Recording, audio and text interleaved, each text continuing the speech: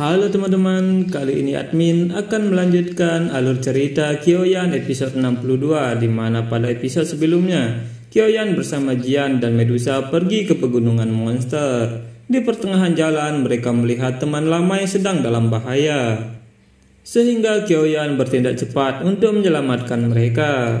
Kekuatannya pun mengejutkan semua orang yang melihatnya setelah mengetahui bahwa yang menyelamatkan mereka adalah Kyoyan, seorang pemuda douje kecil yang mereka temui beberapa tahun yang lalu, tapi sekarang memiliki kekuatan luar biasa.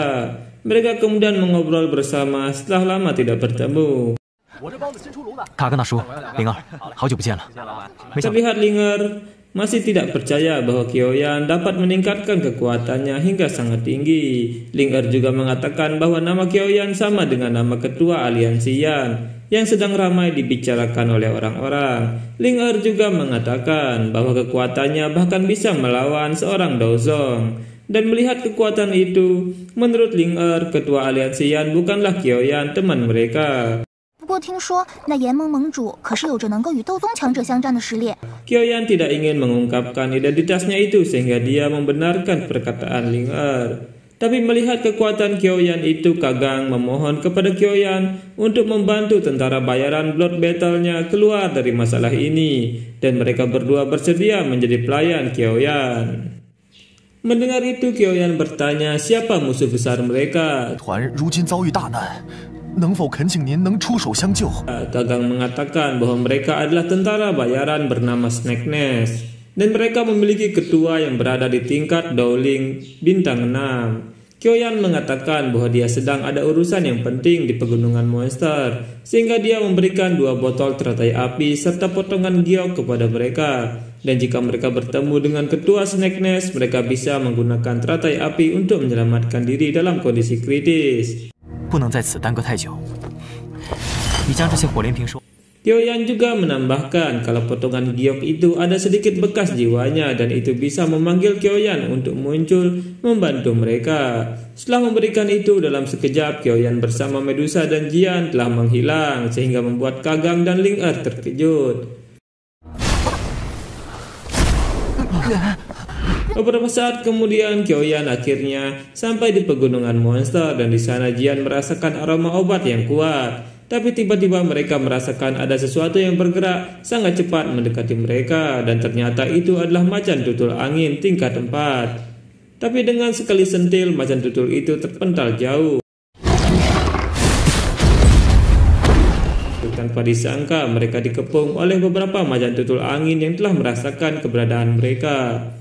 Tapi Kyoyan merasa aneh kenapa macan tutul angin ada di sana, padahal mereka tidak bisa terbang dan masuk ke lembah. Tanpa banyak bicara, Medusa maju ke depan dan menghentakkan kakinya sehingga membuat semua macan tutul itu terhempas. Dan dengan satu kata dari Medusa, semua macan tutul itu lari terbirit-birit. Medusa mengatakan bahwa mereka hanya monster tingkat 4, tapi bisa bertahan sejenak di bawah tekanannya, dan itu menambah keanehan yang terjadi di sana. Kyoyan juga mengatakan bahwa dulu di lembah itu tidak ada monster, tapi setelah beberapa tahun bisa muncul monster berbahaya. Mereka kemudian berjalan menuju sebuah rumah, dan ternyata itu adalah tempat tinggalnya dulu bersama Qiao Yiqian. Kyoyan teringat kenangan mereka dan berpikir di mana Qiao Yiqian berada sekarang. Saat Kyoyan akan menyentuh pintu, Medusa menahan Kyoyan karena merasakan ada racun berbahaya di pintu. Medusa kemudian membuka pintu dengan kekuatannya dan terlihat aura racun di dalam rumah itu. Melihat apa yang ada di dalam, Medusa mengatakan bahwa memang ada orang yang menguasai lembah itu, dan orang itu ahli dalam menggunakan racun. Akan sangat berbahaya jika mereka terkena racunnya. Tapi Kyoyan memperhatikan tangan Medusa yang menggenggam erat tangannya, dan mengetahui itu Medusa menjadi salah tingkah. Setelah itu Medusa mulai mengancam seseorang yang sedang bersembunyi itu agar segera keluar. Jika tidak, dia akan menghancurkan lembah itu. Tiba-tiba terdengar suara yang berkata bahwa kalian bertiga tinggallah di sini selamanya, dan di kejauhan muncul seorang wanita dengan aura racun yang sangat kuat. Mendengar perkataan itu, Medusa sangat marah dan menyerang wanita itu dengan kekuatannya. Tapi kekuatan Medusa bisa ditahan oleh wanita racun dengan mudah. Dan benturan kekuatan itu membuat racun menyebar ke lembah dan menghancurkan yang disentuhnya. Melihat itu, Kyoyan terkejut dan berpikir bahwa itu racun yang sangat kuat, bahkan bisa membuat Dauki Medusa terkikis. Wanita racun meminta mereka untuk pergi dari lembah, jika tidak mereka akan mati. Tapi jelas saja ancaman itu tidak berpengaruh pada Medusa, yang malah membuat Medusa bersemangat untuk membunuh wanita racun. Medusa kemudian menerjang ke arah wanita racun, dan melihat itu wanita racun dengan kekuatan racunnya mulai menyerang Medusa.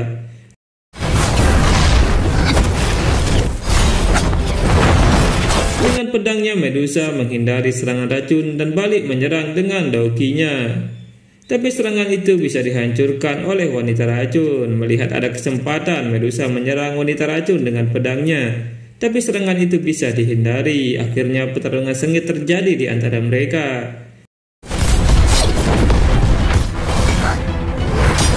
Melihat ada kekuatan dan kecepatan itu membuat Kyoyan bertanya-tanya siapa wanita yang bisa mengimbangi Medusa.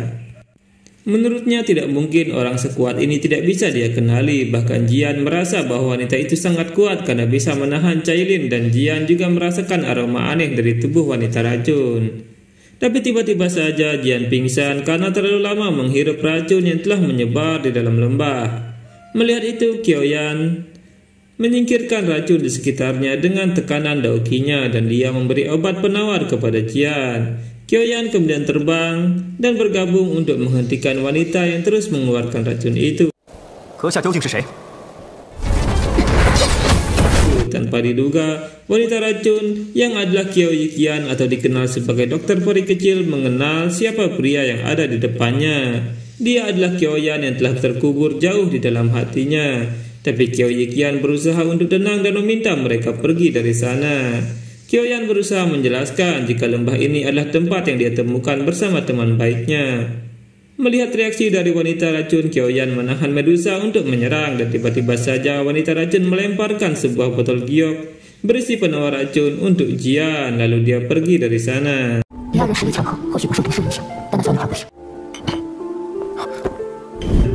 Tapi ternyata Kyoyan mengingat botol giok yang dilemparkan oleh wanita itu dan langsung menyadari bahwa wanita itu adalah si dokter peri kecil atau teman lama yang begitu dia rindukan.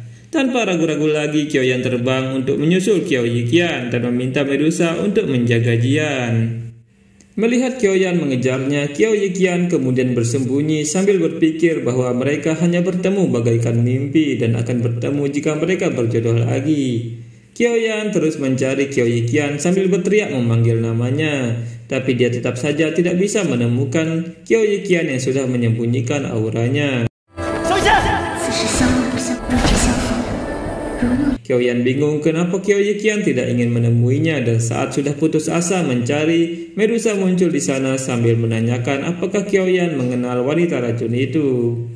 Kyoyan yakin bahwa itu adalah teman lamanya, dan Medusa mengatakan bahwa ilmu racunnya sangat aneh dan tidak dapat diprediksi. Dalam pertarungan, Medusa merasakan bahwa kesadaran dan mental wanita itu tidak stabil, dan mungkin itu alasan dia tidak ingin bertemu Kyoyan. Mendengar itu, Kyoyan akhirnya mengerti bahwa tubuh racun Qiao Yiqian mungkin sudah mulai bereaksi. Kyoyan kemudian berteriak jika dia masih ada dan akan selalu menganggap Qiao Yiqian sebagai teman baiknya. Janji itu tidak akan pernah berubah. Qiao Yiqian merasa sangat sedih mendengarnya karena dia sekarang bukan lagi gadis baik hati, tapi wanita racun yang berlumuran darah. Dan dia ingin Kyoyan tetap mengenalnya sebagai gadis baik hati, sehingga Qiao Yiqian memutuskan untuk tidak bertemu dengan Kyoyan lagi. Setelah itu mereka kembali dan merawat Jian yang masih tidak sadarkan diri. Melihat obat penawar miliknya tidak bereaksi, membuat Kyoyan sadar bahwa racun itu sangatlah berbahaya. Saat Kyoyan ingin memberikan obat penawar yang diberikan oleh Qiao Yiqian, Medusa menahannya karena curiga bahwa itu bukan penawar yang asli. Tapi Kyoyan percaya bahwa itu adalah penawar asli dan mereka tidak punya pilihan lain. Ketika obat penawar itu diberikan, Jian akhirnya sadar kembali dan langsung mengatakan kalau dia kelaparan. Mendengar itu mereka sangat senang dan Medusa mengajak Jian untuk mencari makan, meninggalkan Kyoyan yang akan berlatih. Di dalam hutan, Medusa dan Jian melakukan penjarahan makanan besar-besaran dari semua monster iblis di sana, sehingga membuat beberapa monster bekerja sama untuk menyerang mereka. Keributan pun terjadi di dalam hutan hanya untuk mencari makanan untuk Jian. Jian benar-benar menikmati semua hasil jarahannya hingga dia kekenyangan. Dan tiba-tiba dia tidak sadar lalu menyerap begitu banyak energi murni yang tersebar di dalam lembah. Melihat itu Medusa menjauh untuk mengamati Jian yang sedang menerobos tingkat yang lebih tinggi. Sekian episode kali ini, kita akan bertemu pada episode selanjutnya. Bye-bye.